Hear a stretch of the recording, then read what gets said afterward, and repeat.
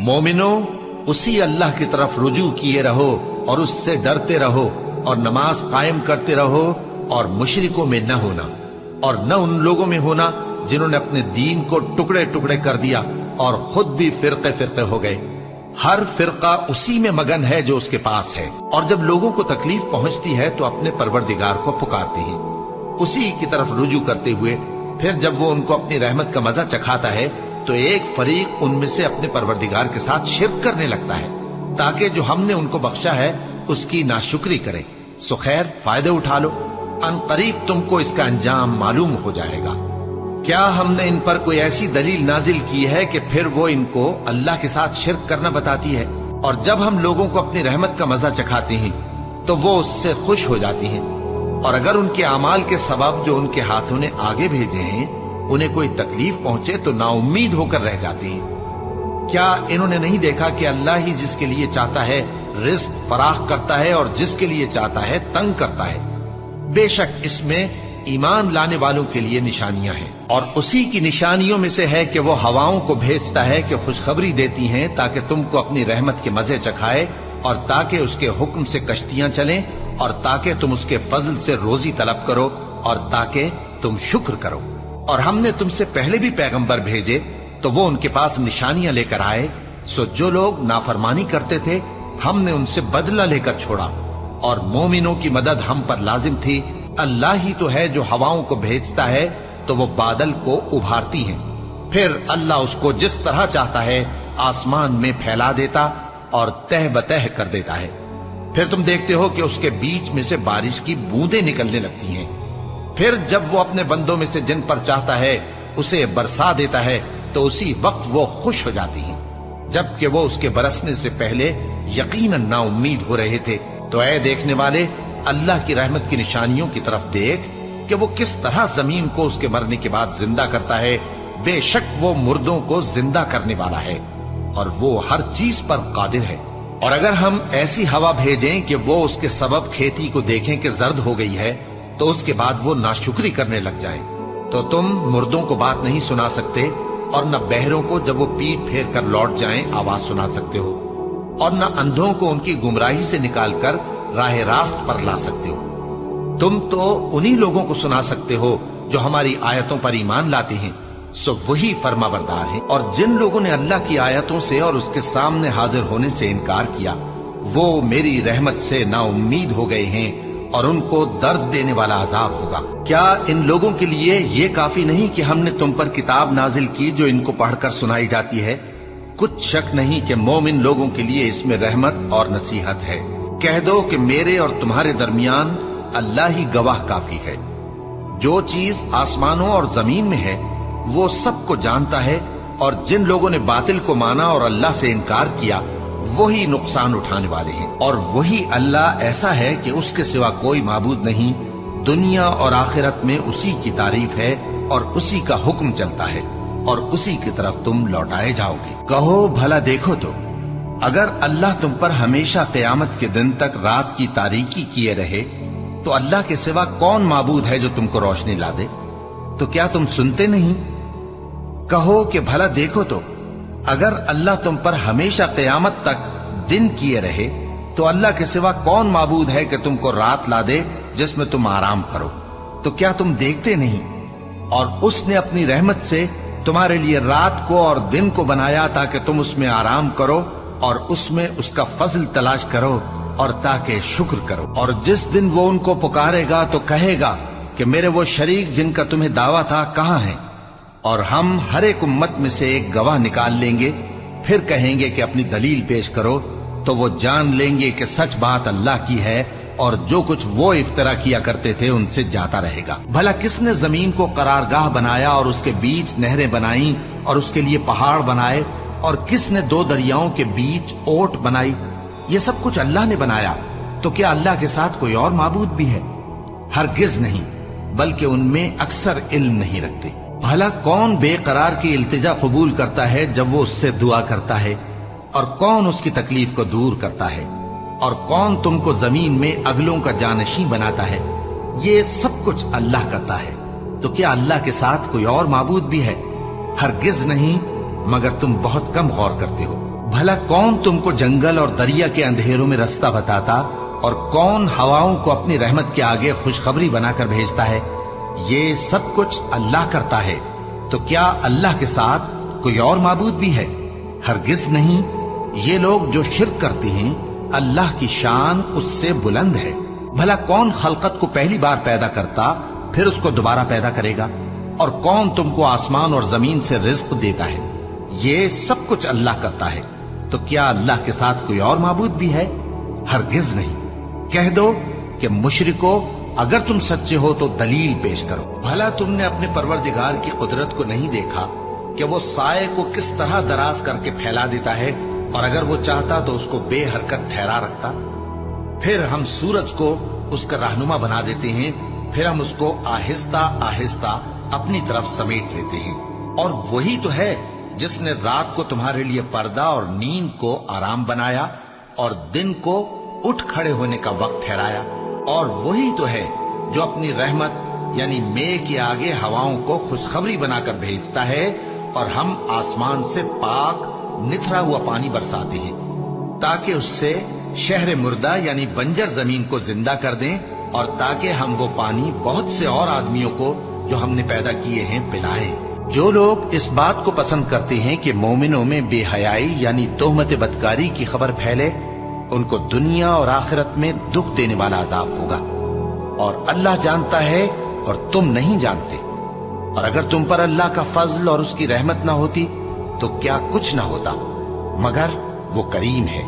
और ये कि अल्लाह निहायत मेहरबान है, रहीम है। मोमिनो, शैतान के कदमों पर न चलना, और जो शख्स शैतान के कदमों पर चलेगा तो शैतान तो बेहयाई की बातें और बुरे काम ही बताएगा। और अगर तुम पर अल्लाह का फजल और उसकी मेहरबानी ना होती तो एक शख्स भी तुम में पाक ना हो सकता, मगर अल्लाह जिसको चाहता है पाक कर देता है।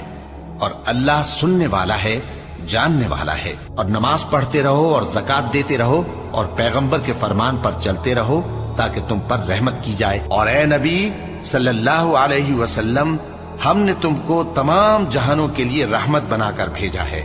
कह दो कि मुझ पर अल्लाह की तरफ से ये वही आती है कि तुम सबका माबूद एक ही माबूद है, तो क्या तुम फर्माबरदार हो जाते हो?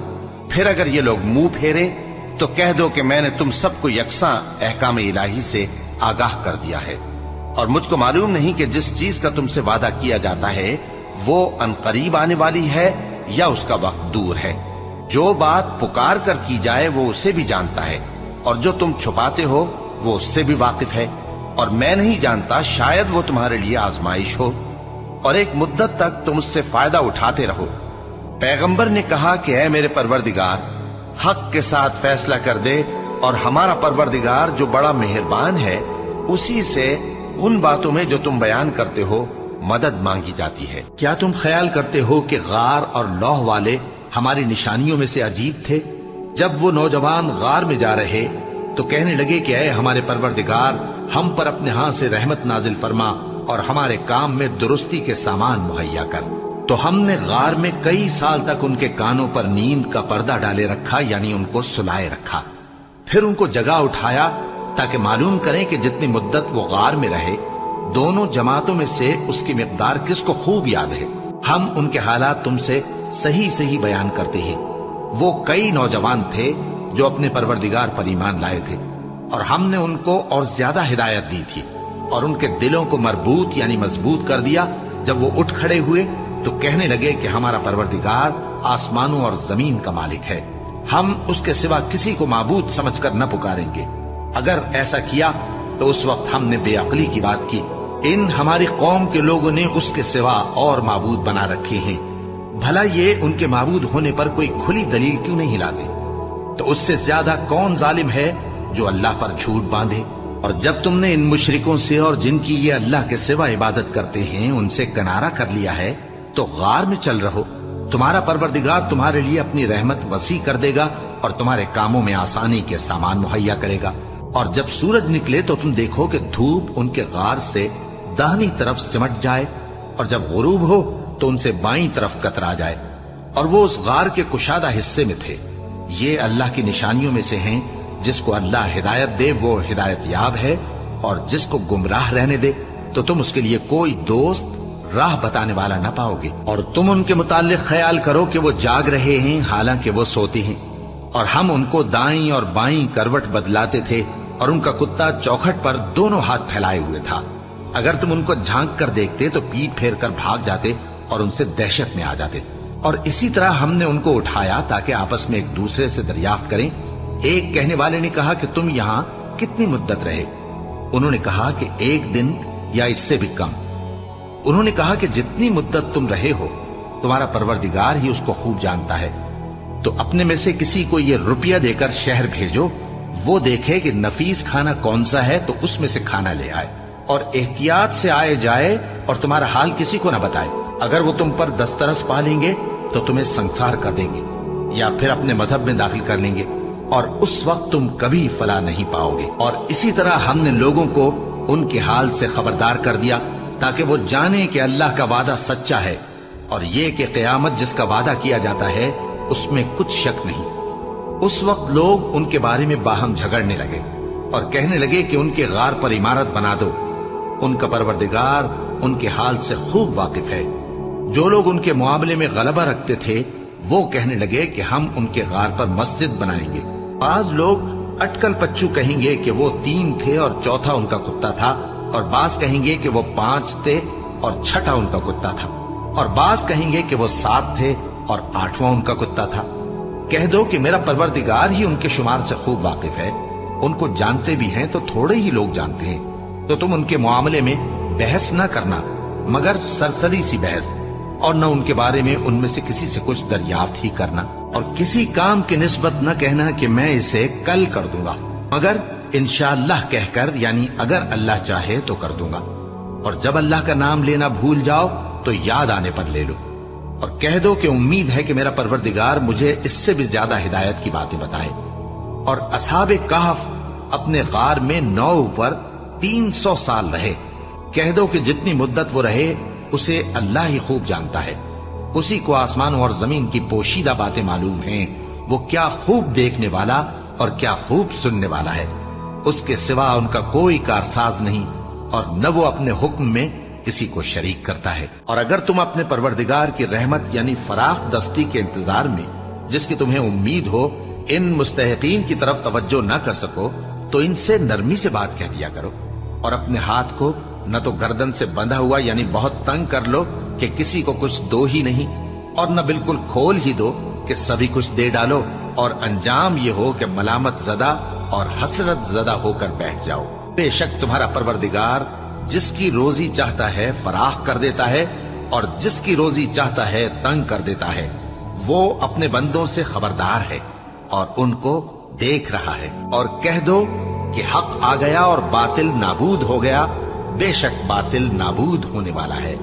اور ہم قرآن میں وہ چیز نازل کرتے ہیں جو مومنوں کے لیے شفا اور رحمت ہے، اور ظالموں کے حق میں تو اس سے نقصان ہی بڑھتا ہے۔ کہہ دو کہ اگر میرے پروردگار کی رحمت کے خزانے تمہارے ہاتھ میں ہوتے تو تم خرچ ہو جانے کے خوف سے ان کو بند کر رکھتے، اور انسان دل کا بہت تنگ ہے۔ اور ہم نے جو تم پر کتاب نازل کی ہے تو اس لیے کہ جس بات میں ان لوگوں کو اختلاف ہے تم اس کا فیصلہ کر دو، اور یہ مومنوں کے لیے ہدایت اور رحمت ہے۔ اور اللہ ہی نے آسمان سے پانی برسایا، پھر اس سے زمین کو اس کے مرنے کے بعد زندہ کیا، بے شک اس میں سننے والوں کے لیے نشانی ہے۔ اور اس دن کو یاد کرو جس دن ہم ہر امت میں سے خود ان پر گواہ کھڑے کریں گے، اور اے پیغمبر تم کو ان لوگوں پر گواہ لائیں گے۔